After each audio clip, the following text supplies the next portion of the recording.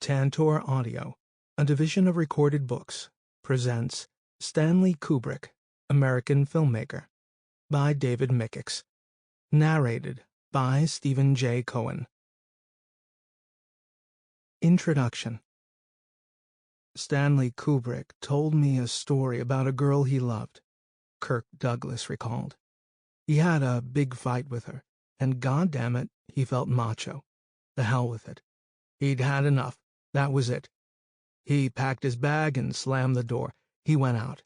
As he started walking, that bag got heavier and heavier, and he couldn't carry it. He had to go back. A piquant fairy tale.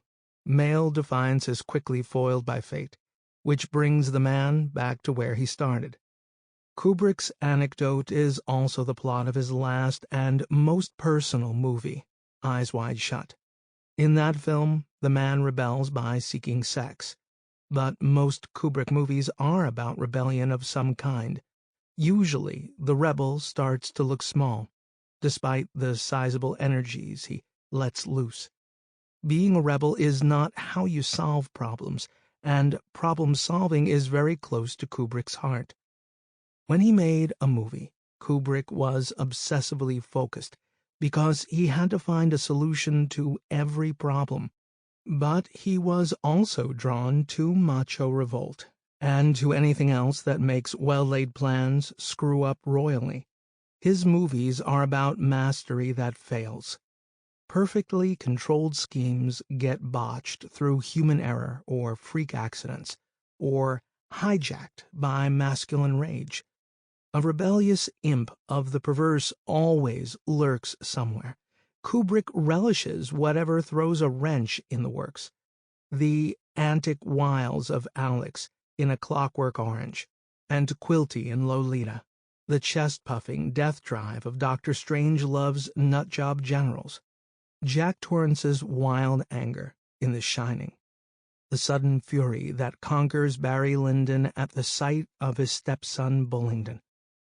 A zestful insanity courses through the rigid champions of order, like drill instructor Hartman in Full Metal Jacket. Finally, after all this tearing apart, Kubrick comes back home at the end of Eyes Wide Shut and shows us the intimate, ordinary life of a married couple. Kubrick's movies are outliers, and we look at them differently than most popular films. Whether the Kubrick hero is a rebel like Alex in A Clockwork Orange, or a calm problem solver like Dave Bowman in 2001, we observe him across a distance and with ambivalence, instead of rooting for him in classic Hollywood fashion. Kubrick likes to trap his characters, put them on display. He is an arch-modernist, allergic to tearjerkers, joyous endings, and scenes full of heart. His work also argues against most film noir and outlaw movies, which prize wicked self-possession and cool, from The Maltese Falcon down to Tarantino. Yet, for all these avoidances, Kubrick's movies were, and are, hugely popular. 2001, intensely slow, quiet, and abstract, became one of MGM's 10 biggest moneymakers. Moments from Kubrick movies are as iconic as anything in The Godfather, a film Kubrick loved but which, in stark contrast to his own work, achieves a classic Hollywood trifecta of pathos, violence, and male bravado. Kubrick's detractors argue that his movies don't sufficiently champion the human soul against the constricting routines they depict. Kubrick seems to them to be on the side of oppression, his movies cold, ponderous, and heavy-handed, extreme in all the wrong ways. One could, of course, say the same of Kafka's writing, and Kubrick was a devoted reader of Kafka. The deep-frozen impersonality that some claim to see in Kubrick is really his rejection of Hollywood pathos. The hero who drinks because he can't get over a dame. The brave heroine blinking back tears. Kubrick doesn't do what the movies are supposed to do, give you satisfying cathartic jolts.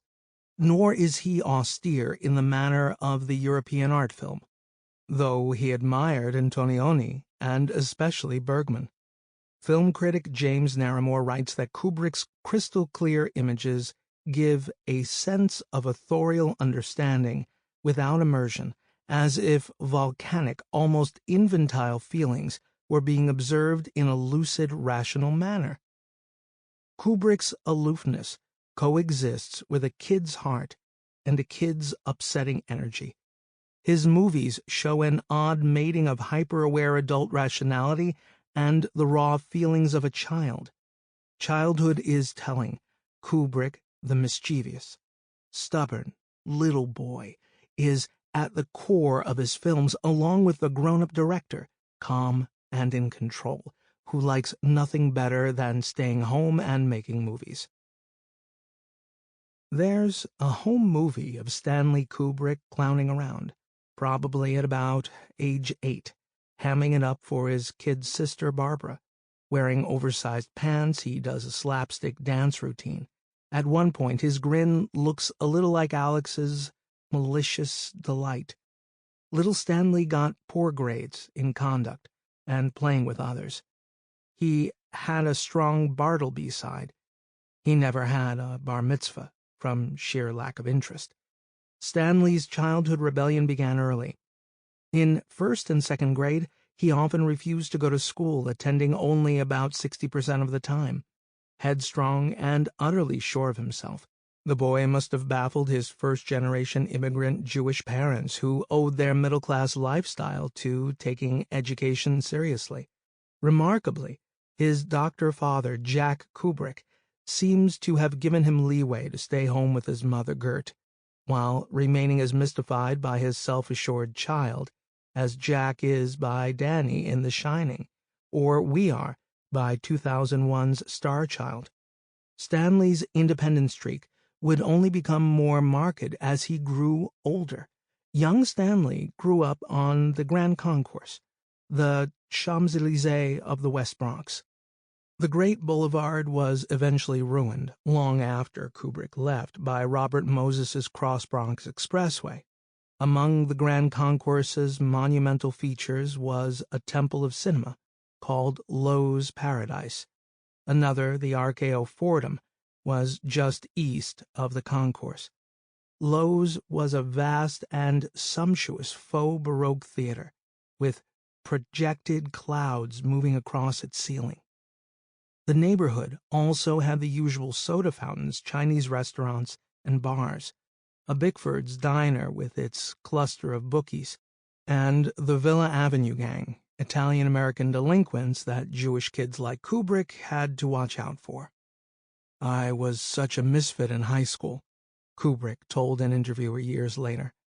"The other teenagers belonged to clubs with names like the Zombies and the Hurricanes, and played stickball and baseball in the streets. What consumed Stanley instead, from the time he was 12, was photography.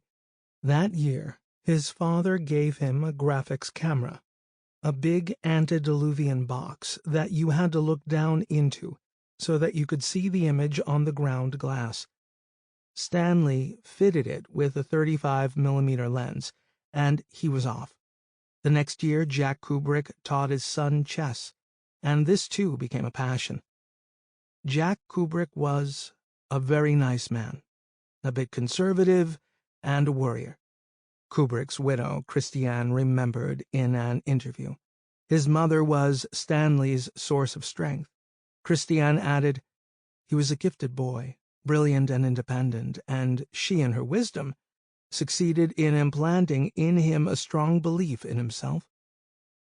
While Stanley's father seems nothing like that flamboyant ogre Jack Torrance, both Jacks were serious worriers. Kubrick's father didn't understand his ambitions and hopelessly wanted him to become a doctor. His mother realized that Stanley was on his own path. Stephen Marcus, later a literature professor at Columbia, was Stanley's classmate at William Howard Taft High School, where Kubrick asked day after day to copy Marcus's homework. When Marcus finally asked Stanley, "Why aren't you doing your homework?" Sample complete. Ready to continue?